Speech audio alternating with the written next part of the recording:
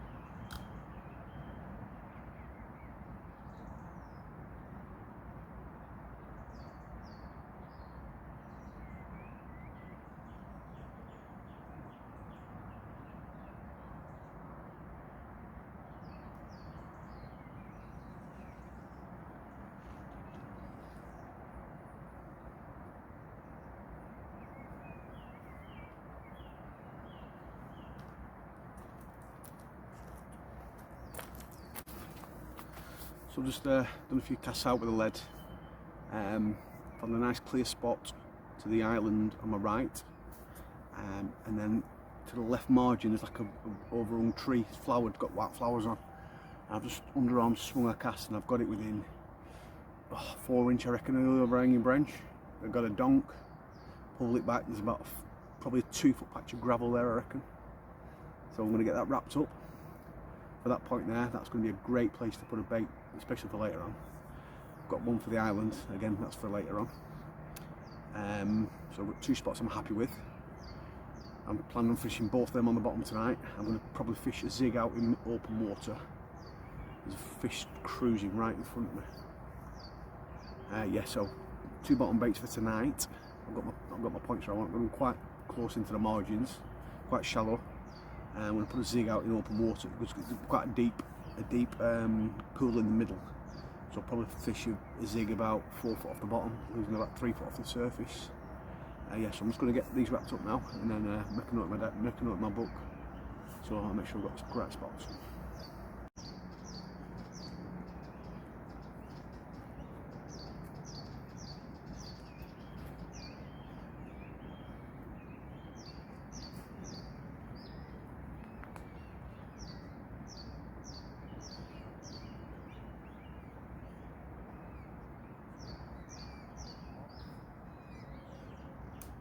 So I've just, as I said, just wrapped up to them spots, and I'm going to show you exactly where we're fishing.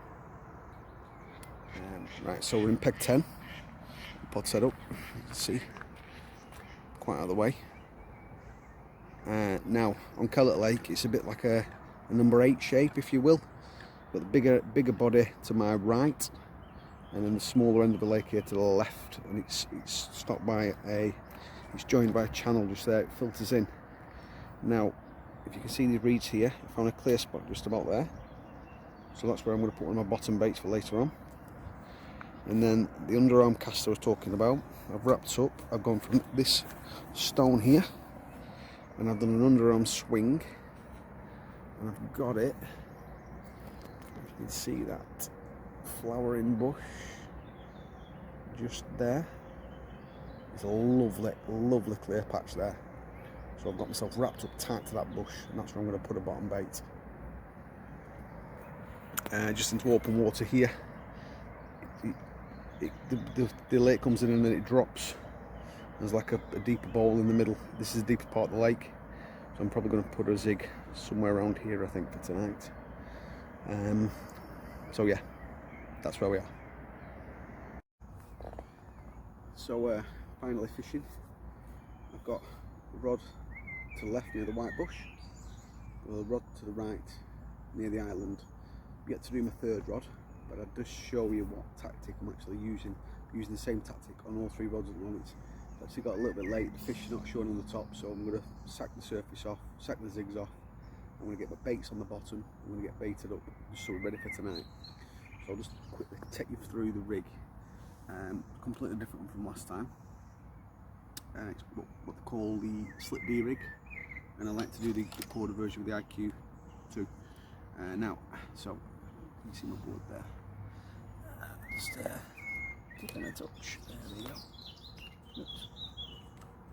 Right, that's a bit better. So IQ2D. Got some Kamakura hooks there, the size 4s. Quality hooks, sharp, very, very sharp. Right, okay, so we take the IQ2, don't cut it off at this moment, get the hook. I like to put the hook in my left hand, and we're going to give myself a tag end of about 1 centimetre underneath the hook. And then I'm going to create a loop underneath there. So I've now got a loop and the tag end sticking out. And what I want to do is turn the hoop over the tag end and round the hook.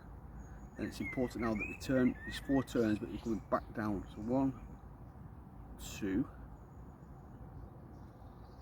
3, 4. I find it's quite tricky as I've got quite fat thumbs. Anyway, so that's 4 turns down the hoop, get the tag end, pull on that tag end there. It's going to wet that knot with a bit of saliva, pull tight, and that gives us what we call a whipping knot. Just like that. And that needs to be slid down the hook. Just like that. Pull that tag in a bit tighter. And that is just the whipping knot just there. Now, I've got the tag end here, so what we'll do with that, snip that off quite close to the hook. And now to avoid any sort of slippage, I take a lighter, and you can see that little tag in there. I'm just going to blob that with a lighter. I'm going to heat it up just ever so slightly, and that creates a blob, so if that hook ever does want to try and slip, it can't pull back through. Now, I'm going to cut the IQ off now, cut the length off, and what we're left is with a hook with a whipping knot and the line running down away from the hook. Now at this point, we then need a little micro swivel, which I'm going to feed onto the main line, like so. So we're left with that, and then we pass the line through the back of the hook, just like that, and we pull it through, and that then creates the D section, which is obviously where it gets its name from. We can manipulate that a little bit, it's fluorocarbon, so we'll just give it a bit of a turn like that, and then what we're going to do is secure that in place with the knotless knot. So we're just going to go, make sure you go on the solid piece of hook, so it's 1, 2, 3, 4, 5, 6, 7. I always like 8 turns because I'm a sucker for odd numbers, I hate them. It's always 8 turns for me. And then the line goes back through the back of the hook.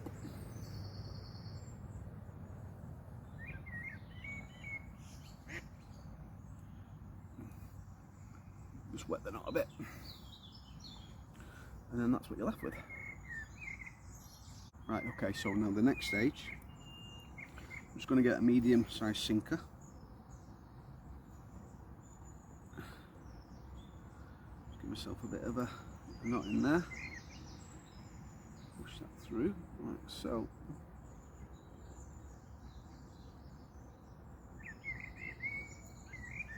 I'm just going to get the sinker on the line. Tag in there. Sinker goes on. Should get the right end. That's the end I need. Pull that through. So that. Sinker goes down the line. Put a bit of moisture on it. It's going to be set halfway in my rig, so probably about there, roughly. That's my sinker. And the next stage, so the sinker's in place, I then get a anti-tangle sleeve, slip it on the line. I'm going to create a figure of 8 loop. So we get a loop there, and then what we do to create that, we put it round, underneath, and then back through the hoop, like that. And I don't see that there, it just creates a little number 8. Put a sliver on there. It's important that that hoop is bigger than your hook bait, because that's going to pass through to attach to your main line. Now I'm just going to snag, cut that tag end off there, and again I just like to give that a little bit of a blob just with a lighter, just to give it a fatter end so it can't pull back through. And then we're going to get 2 pulling tools and a hook, one there, one onto there, and we're going to give that a real good pull. And that's solid, absolute solid. And now that's ready for the bait. Okay, now so attaching the bait, I'm just using some bait floss. Straightforward process is cut a piece off. That just goes through the ring swivel, just like that. And then you get your choice of hook bait. On this one I've got a 15mm wafter from Mainline. Very good baits. That goes on the baiting needle. Then we get the bait floss, hook that onto the needle, pull the wafter through. The needle. Just need to find a loose end like that. I'm going to pull that down onto that swivel, just like that, to fix it in place. And I'm going to get the scissors. And I'm just going to snip the bait floss off. And again, using the trusty lighter, I'm just going to melt the bait floss, dab it down.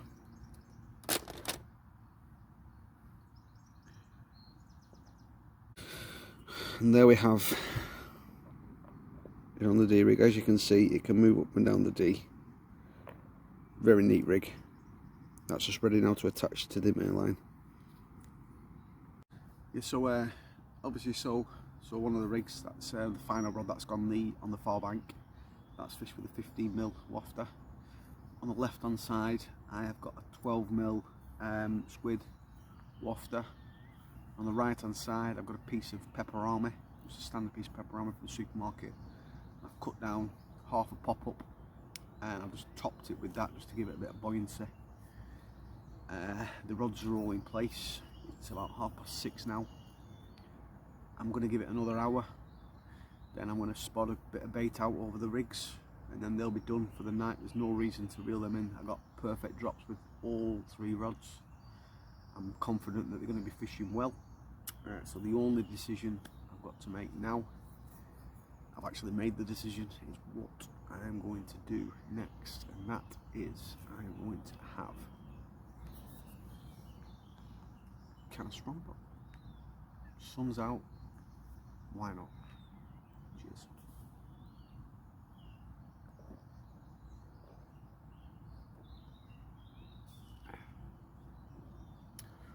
Hot day,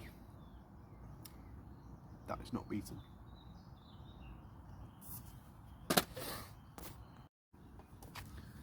Yes, it's getting to about 6:30, 7 o'clock now. Fish is just showing in front of me.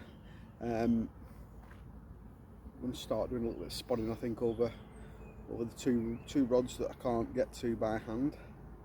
I've just had a quick walk through, and there's a little gap where I think I can just about get an earshot just to scoop some in.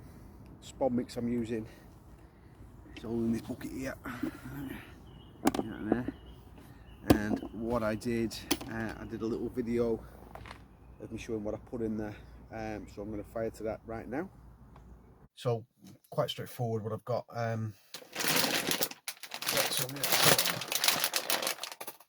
fish, big fish, dynamite bait, bolognese, the 15mm fish meal. We've got 1mm spices in there, some halibut pellets. I've also got these Robin Red durable hookers. Now what I'll do with these, put these in a pan of boiling water for about half an hour. What it does, it goes down into like a gooey sort of, you see that, it's just like sticky. It almost like melts the pellets, and when that's added, it makes it really sticky. I find it really good. And then some sticky bloodworm glug it up with that. And just, I've got a bucket in here, and I've just got like some of the old boilies from the last session. It's probably about half a kilo in there, so I'm just straight through, just crush them with my fingers, break them up a bit, get a nice powder going, you see.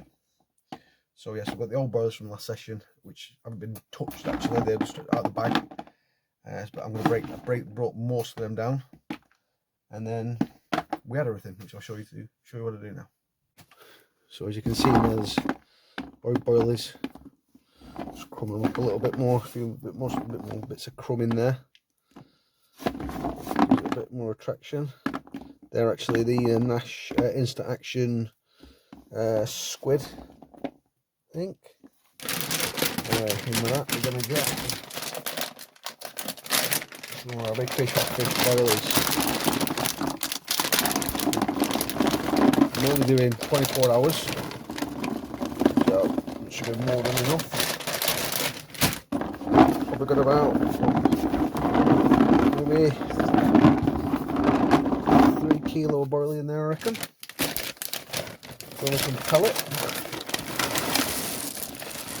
That's it. Mix around. good. Pull them up. Got this hookable stuff, this paste. Big wallop of that if I can. I can get my fingers in there. Bit of a dirty process this, but needs must and all that, you know. That will break down nicely once it's mixed up. You can see that it's just gone like a goo. Anyway, that's that bit. Okay. Just gonna wipe my hands. Get that off there. Okay, I've got the glug. Brand new bottle of this. Go in there as well. Get it all in there. That stinks. Stinks in a good way. Good fish here. Yeah, and then just give that a mix round.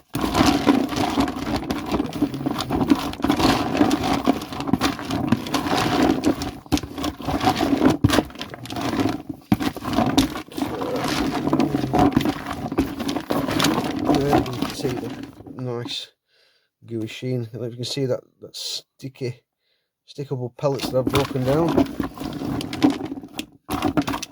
and that's the base of the mix. Yeah, so this is done a couple of days before I'm fishing. So it's what, Tuesday now. I'm due on the bank Thursday, so it's got time to soak in a little bit. What I'll do as well, I'll put a little bit of water, just a touch of water in, just to wet it down. And then in the morning what I'd like to add is some anchovy fillets. I'll mash them up with a fork, add that, and a tin of sweet corn just on the morning. I don't like to put the sweet corn in first. I find that I think it takes the edge off the sweet corn if you let it glug too long. So the sweet corn and the anchovies go in the morning. I'm going to go fishing, and that's it. And after seeing that beautiful concoction made, what I'm going to do, I'm going to have a little wander just to the left and try and get some baited by hand.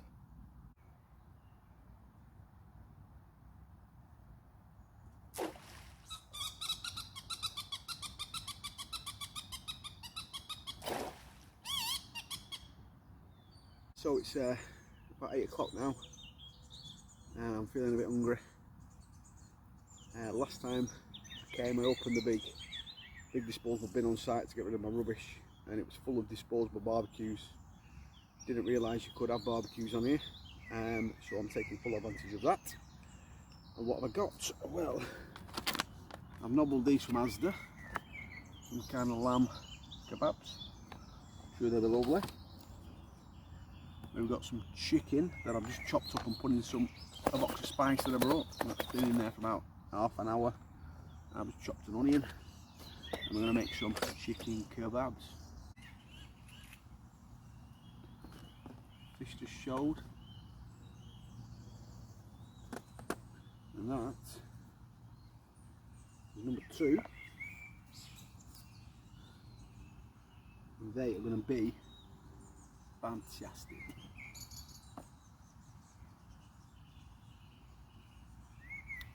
Fish just showed right over my bait. That middle rod could go anytime soon.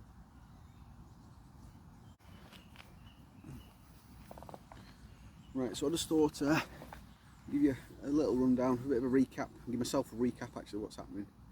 I've had a nice day today. I've been in no rush to get set up. I got here, I was booked on at 5 o'clock, but he said we could get here for 3. So I arrived at 3, got set up, took my time getting the rods out, took plenty of time trying to find some nice spots. I want a nice clear gravel. Found 3 patches that I liked, one near the island, one down the side of the overhanging tree, one on the far bank. They're all fished on slip D-rings, all with a critically balanced bait. I've got a 12mm wafter squid main line on that one. I've got a sliced pepper army topped with a little pop-up, and on the far rod I've got a 15mm wafter which I've whittled down, make it look a bit rough and a bit more natural. 4 spods over each two of those rods, one down the margin. I've thrown a couple of scoops of boilers in. that is it for the night. That is it. And them rods are not moving. I got good drops on all three. I'm happy that they're going to be fishing well. I can't do any more. There's no point in me moving, no point in me doing anything else. There's fish showing.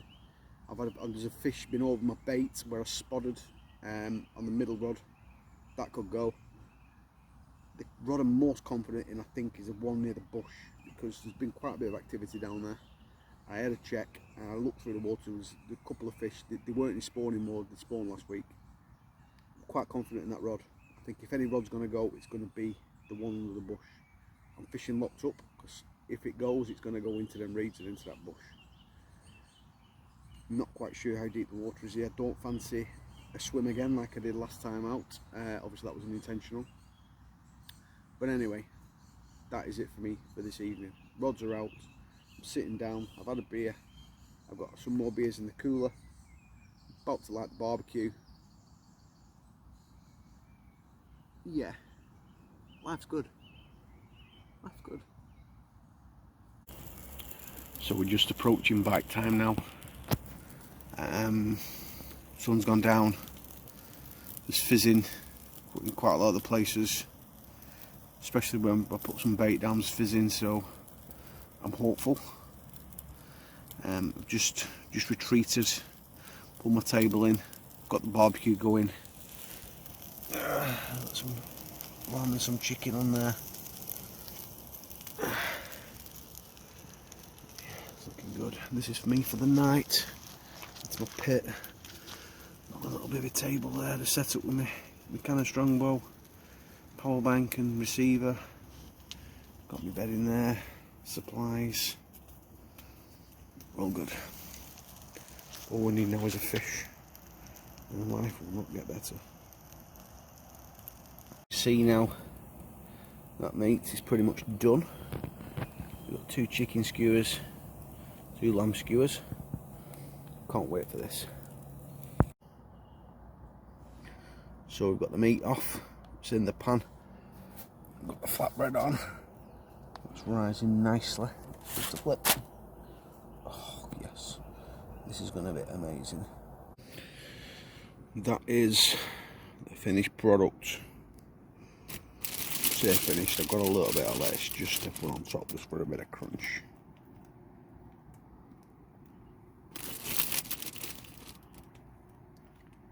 Now all I need is my knife and fork, my kind of strongbow, and maybe a fish. Happy days. Good morning everybody.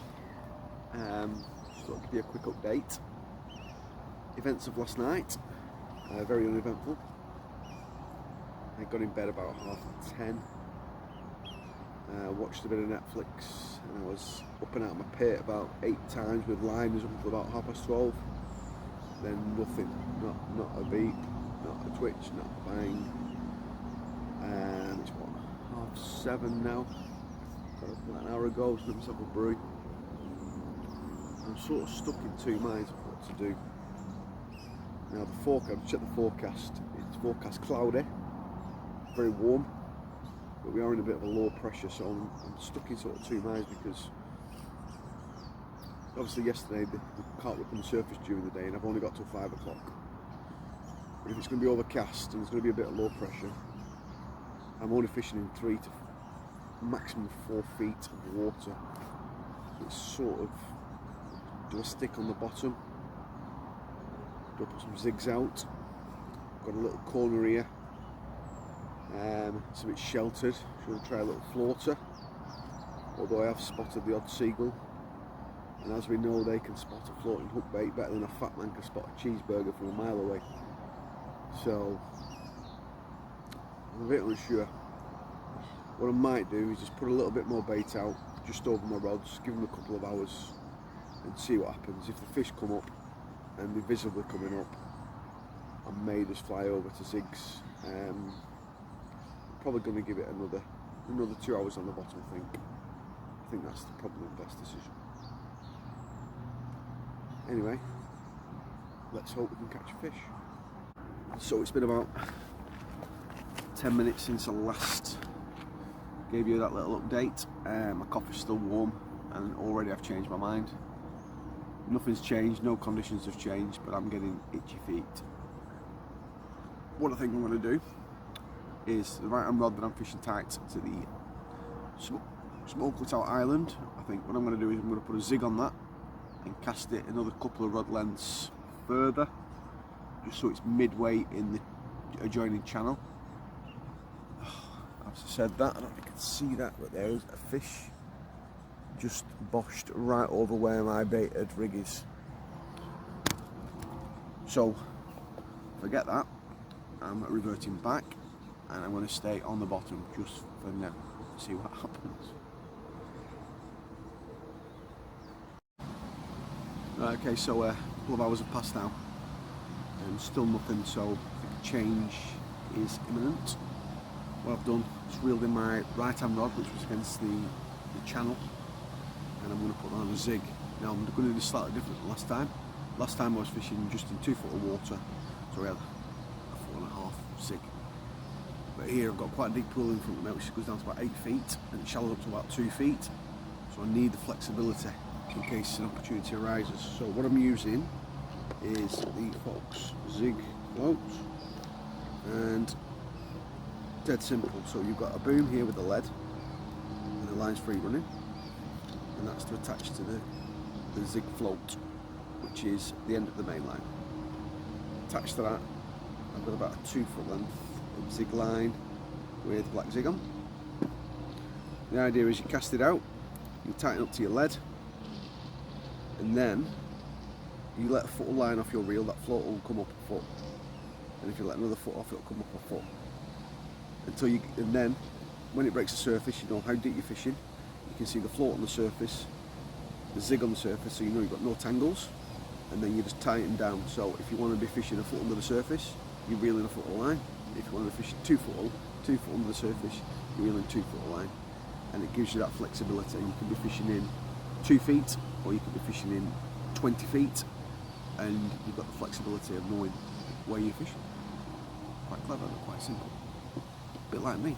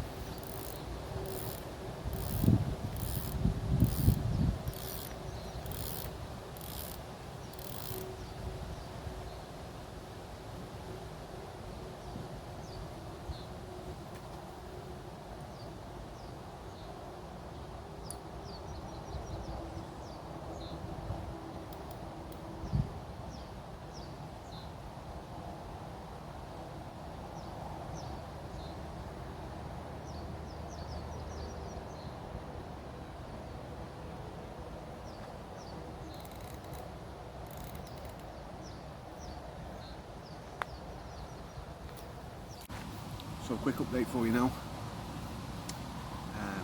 Say 11 o'clock, and everything's changed. I put my zig out in the channel. I've changed to pop up on a little spinner rig under the tree, and it is under the tree. And then the middle rod, I decided to put on a PVA bag. Now, I had a bit of a mishap with the PVA bag. I wrapped my rod up at what I thought was 9.5 wraps. I cast out, watching the bag, then all of a sudden bang, hit the clip. Bag landed like, well, how can I explain it? Imagine an elephant jumping off the high board at a swimming pool. I'd pretty much emptied the lake, I reckon. So yeah, wound it back in and I wrapped up at 7.5. So that was a bit of a nightmare. Let's try a new bag and I've got that one back out there. But anyway, I'm reeling in all the rods. Every single hook and hook link and lead was clean. So I've hit all the correct spots. I've been fishing well. You know, there was not a trace of weed in them, so they were over clear patches. I couldn't have done any more. I mean, I questioned, are my baits in weed? Have I missed the spots? But no, brought them in. Everything clean as a whistle, all straight. Hooks still dead sharp. I mean, so it's no fault of my own that I haven't caught. Anyway, as I say, it's about 11 o'clock. I've got about 6 hours left, and I don't think I will be recasting any rods because I'm happy with all 3 at the moment. So let's see how it goes.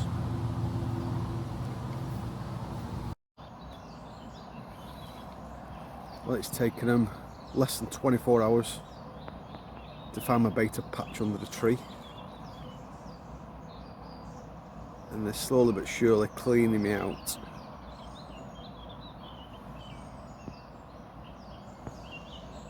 Seriously, I cannot understand how they found that under that tree. I wonder if the bailiff's got an air rifle.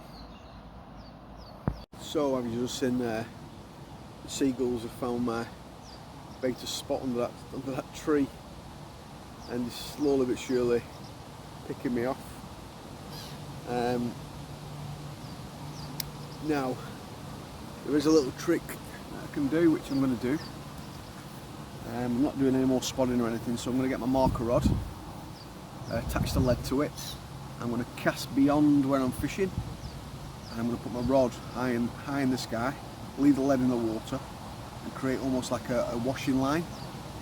The braid's yellow, and I have done it before and it worked, and it seems to stop the birds coming down because there's a line over there, over the water, and it seems to put them off.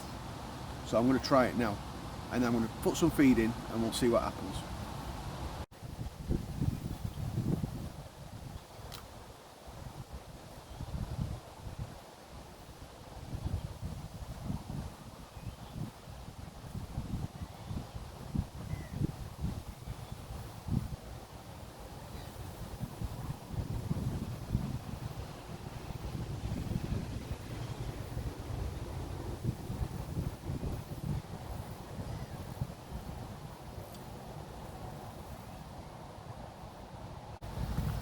So I've just cast the line out, as I said, beyond. Now I've got yellow braid running right across, high up, over my rig. We're just going behind the bush, throwing some feed in. The seagulls know where that patch is, so I'm going to be interested to see now if they dive on the spot. Let's have a see. So the seagulls have spotted my beta patch again. And watch this. They're over it, but they're not diving for it. As I said, that yellow line is right across, and you know, their eyesight's that good, they can spot that yellow line, and for them, you know, it's a warning. And as you can see, they're just circling. If that yellow line weren't there now, there'd be 20 seagulls on that patch, and they'd be dipping and nicking all my bait. It's at this point in time that I want to stick 2 fingers up with the seagulls and claim victory. Little pricks. So, conditions have changed slightly. Sun's gone in. In fact, there's been no sun for the past hour and a half, and the wind's picked up. I found this out when I got here yesterday. I put the little bivvy up, and I didn't peg it out or anything because there's nothing at all, with the intention of putting a couple of pegs in before I jumped in my bed, which I forgot to do. Anyway, we got a big gust of wind about half an hour ago, and I nearly lost my bivvy over the back fence, so that was interesting. Anyway, that's re-pegged. And I'm having a second thought of not actually, when I said I wasn't going to change the rods, going to leave the pop-up under the tree. That can't be any more perfect. I've got a solid bag to the far which hit the clip perfectly. But what I'm going to do with the zig, I think I'm going to change that for a PVA bag. The reason being, I've had the zig out there for a good couple of hours and I've had no indication, no line bites or anything coming through, but there has been a bit of fizzing just along the margin down to my right, so I think I'm just going to change that just for a little small PVA bag. Not quite sure what update yet, don't know yet, so yeah, I might change that for a little PVA bag just to try and nick a bite and try and salvage a fish. But the way it is, I haven't really seen anything this morning down this end of the lake, so yeah, we'll see how it goes. I can only try my best, so I think that's what I'm going to. I might give it another half an hour, and then I think I'll just change that to a small solid bag.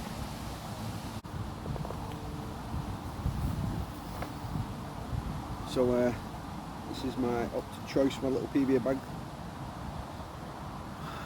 Just a straightforward bit of Fox Camo Reflex, very short, nice stiff properties. Obviously when it's in the bag, when everything releases, it pushes away from the lead.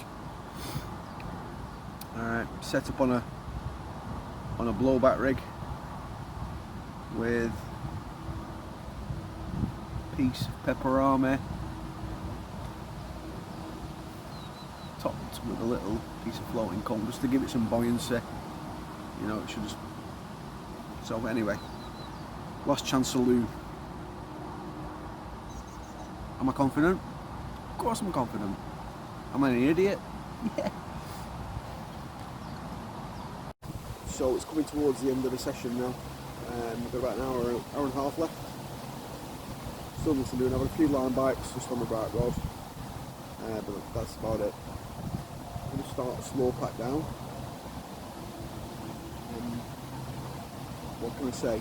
I didn't get the rods in the water till about 7 o'clock yesterday, so I'm technically only 20 hours into the session, I suppose. Ideally, could maybe have done with another night, but it's not possible. There's a full lake booking on afternoon at 5 o'clock, so I need to be off at 5. Would I have done anything different? I don't think so. Started out with to the lap of the lake, and this swim looked the best choice. Found the spots, thought I fished well on the spots. When I reeled in this morning, it proved I was fishing well because everything was clean, so I hit the spots correctly. Bit of tactical change today with a couple of solid bags and obviously a pop up in the margin. Again, fishing well. So no, I don't necessarily think I fished bad. Just haven't caught any fish. But yeah, it's the first session ever on this lake, so I've learnt quite a bit. Looking forward to spending more time here. I think I'd definitely take this peg again if it's available. You've got some deep water, you've got some shallow water, you've got a channel cutting through from the other side of the lake, you've got a small island sort of, it's cutting like a peninsula. You've got some overhanging trees to the left. It's got everything that you need, so I think it's a good swim that'll do bites, but not today. So if you don't see me again, this is going to be the last little bit of filming. Obviously if I catch a fish the camera will be coming back out, but as it stands I'm going to start packing down. Anyway, I hope you enjoyed this, maybe learn a few little tricks. And if you have, you know, give me a thumbs up, maybe give us a little comment, and as always, if you're feeling generous, maybe hit that subscribe button. Anyway, until next time, I'll see you again.